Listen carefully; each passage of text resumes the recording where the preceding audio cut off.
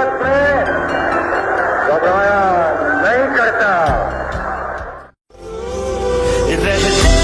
जैसे एक डर में जब कैद हुए अपने घर में, तब जाकर आखिर पहचाना शाहीन की ताकत है पढ़ते भाषा में गुलामी हमको।